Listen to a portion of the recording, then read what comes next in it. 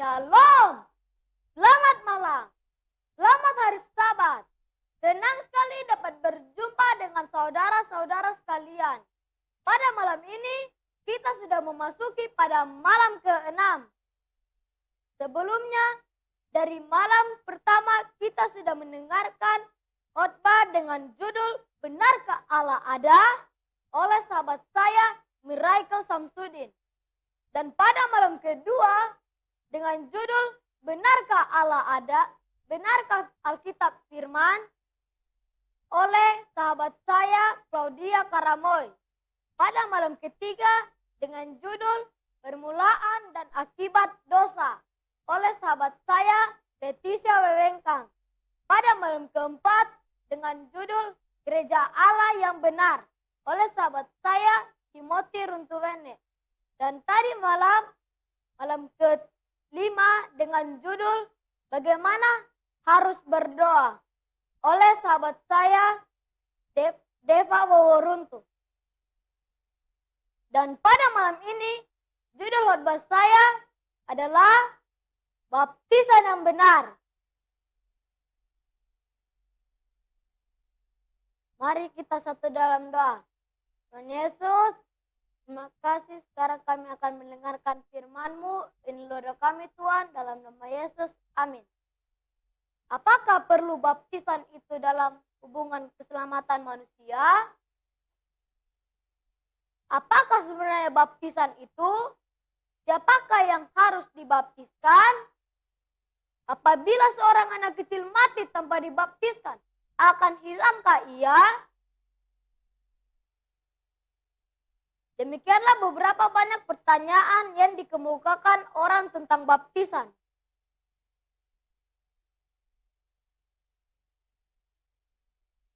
Lalu ia berkata kepada mereka, "Pergilah ke seluruh dunia, beritakanlah Injil kepada segala makhluk. Siapa yang percaya dan dibaptis akan diselamatkan, tetapi siapa yang tidak percaya akan dihukum." Markus 16 ayat 15 sampai 16. Ayat di atas ini menegaskan betapa pentingnya baptisan dan arti baptisan itu menurut kehendak Allah. Apakah arti baptisan itu? Roma 6 ayat 3 sampai 5. Atau tidak tahukah kamu bahwa kita semua yang telah dibaptis dalam Kristus telah dibaptis dalam kematiannya? Dengan demikian, kita telah dikuburkan bersama-sama dengan Dia oleh baptisan dalam kematian, supaya sama seperti Yesus Kristus dibangkitkan dari antara orang mati oleh kemuliaan Bapa. Demikian juga kita akan hidup dalam hidup yang baru. Sebab jika kita telah menjadi satu dengan apa yang sama dengan kematiannya, kita juga akan menjadi satu dengan apa yang sama dengan kebangkitannya. Cara satu-satunya untuk memasuki hidup yang baru bersama Yesus Kristus adalah dengan jalan kematian dan kelahiran dalam rohani. Tegasnya kematian dari segala sifat kehidupan yang lama atau setelah seorang telah menguburkan di dalam air, baptisan segala kehidupan lamanya yang penuh dengan dosa seorang yang dibaptiskan di dalam kuburan air tidak akan tetap berada di dalam air itu, melainkan ia harus keluar lagi dari dalam air, dan kebangkitannya itu adalah kepada kehidupan baru di dalam Yesus Kristus. Inilah yang disebut kehidupan Kristen. Kolose 2 ayat 12. Karena dengan Dia kamu dikuburkan di dalam baptisan, dan dalam Dia kamu turut dibangkitkan juga oleh kepercayaanmu kepada kerajaan kuasa Allah yang telah membangkitkan Dia dari orang mati. Yohanes 3 ayat 5. Yesus berkata bahwa baptisan ini adalah sangat penting dan bersifat menuntunkan bagi keselamatan seorang karena firman-Nya. Aku berkata kepadamu, sesungguhnya jika seorang tidak dilahirkan dari air dan roh, ia tidak dapat masuk ke dalam kerajaan Allah. Saudara-saudara sekalian, bagaimanakah baptisan itu dilaksanakan? Banyak orang mengakui pentingnya baptisan itu. Namun banyak yang bertanya, bagaimanakah sebenarnya baptisan itu dilaksanakan? Dengan percik air atau di bawah kibaran bendera? Atau apakah harus masuk ke dalam air? Sebenarnya, dari pengertian baptisan itu, dapatlah kita ketahui bahwa oleh karena baptisan itu melambangkan kematian dan kelahiran kembali. Maka hal kematian itu menurut penguburan. Dalam hal ini, perkataan baptisan berarti dimasuk ke dalam air dan dikeluarkan kembali.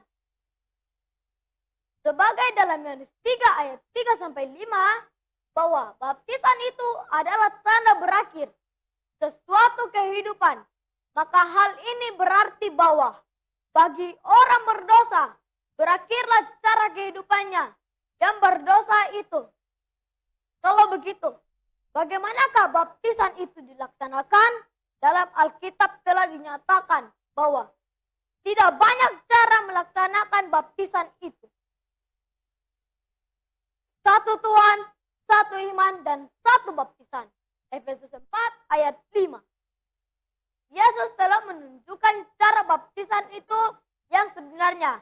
Dan dialah yang menjadi teladan kita dalam segala sesuatu. Maka datanglah Yesus dari Galilea ke sungai Yordan kepada Yohanes untuk dibaptiskan olehnya.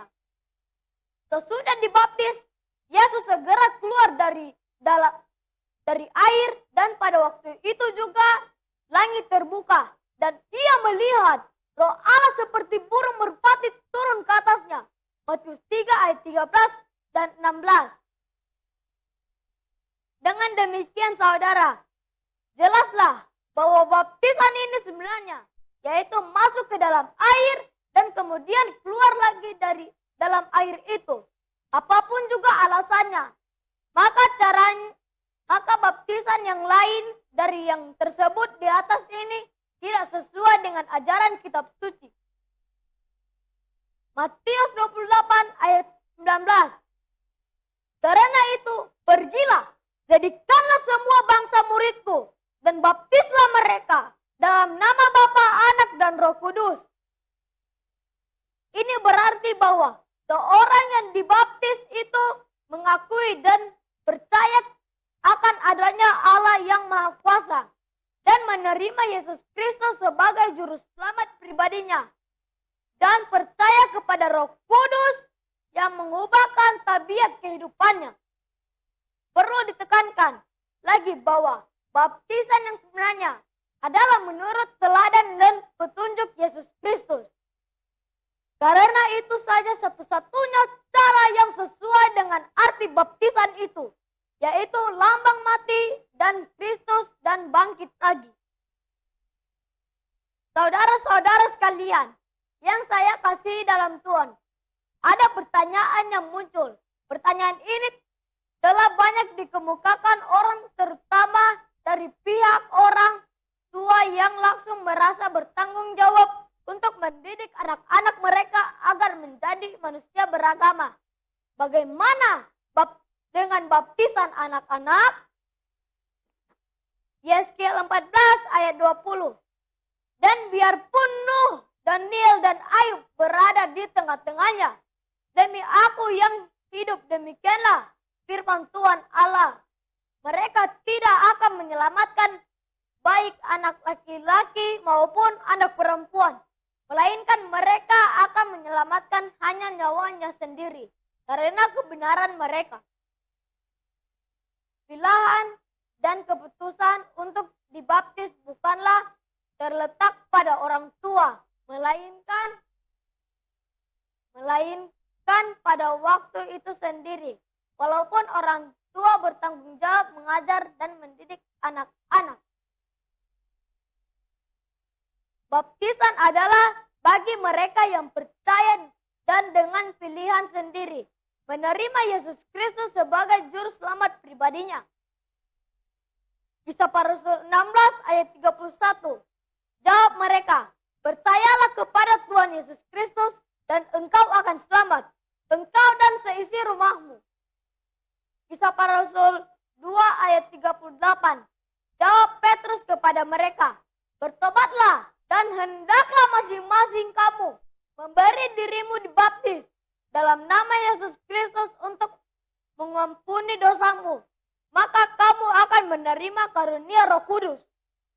Matius 19 ayat 14 dan 15. Biarkanlah anak-anak itu, janganlah menghalangi mereka datang kepadaku, sebab orang-orang seperti itulah yang empunya kerajaan sorga. Bukanlah sesuatu yang mustahil bagi Allah apabila anak-anak bayi yang belum mengetahui perbuatan dosa tetapi telah dirampas oleh maut, akan dikembalikan lagi kepada orang tuanya yang beribadat ke kerajaan Allah.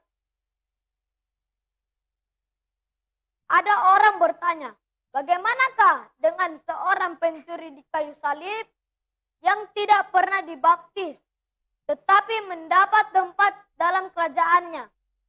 Memang dalam kitab suci, yaitu yang terjadi secara tidak kelihatan bagi seorang yang bertobat dan kemudian bertobat itu nyata dalam kehidupannya secara terbuka. Dan apa yang telah kita pelajari ialah baptisan air. Pencuri di kayu salib adalah sebagai satu bukti bahwa hati yang telah diserahkan kepada Roh Suci dengan bertobatan dan pengakuan. Di atas salib, ia mengakui dan bertobat dan percaya kepada kuasa Yesus, maka Yesus menerima pengakuannya. Saudara-saudaraku, apakah penting baptisan itu? Namun demikian, bagi setiap orang yang dapat mengikuti syarat baptisan melalui air, maka ia wajib menyempurnakan pengakuannya dalam baptisan air itu. Lukas 9 ayat 29. Sebab barang siapa malu karena aku dan karena perkataanku, Anak Manusia juga akan malu akan orang itu apabila ia datang kelak dalam kemuliaannya dan dalam kemuliaan Bapa dan malaikat-malaikat kudus.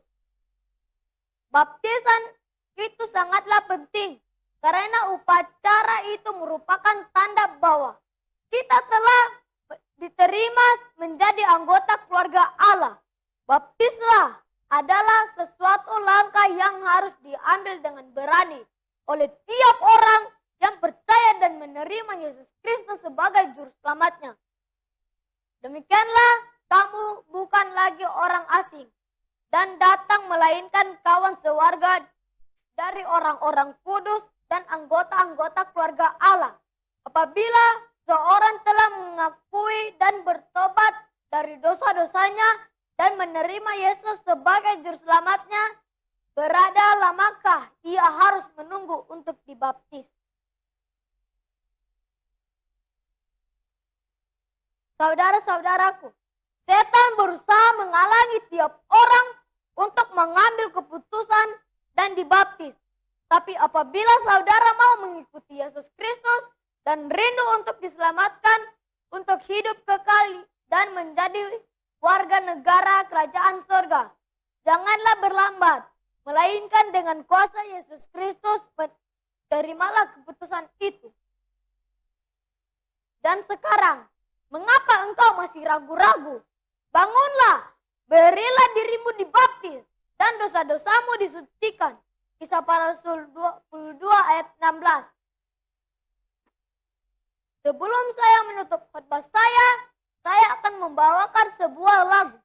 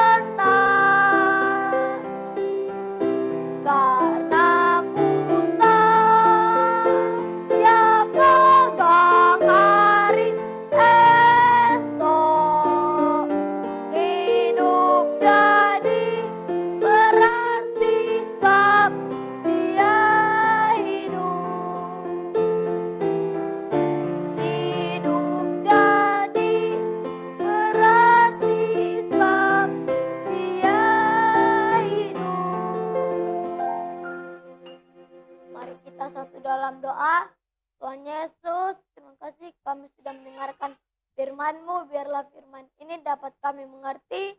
Inilah doa kami Tuhan, dalam nama Yesus. Amin.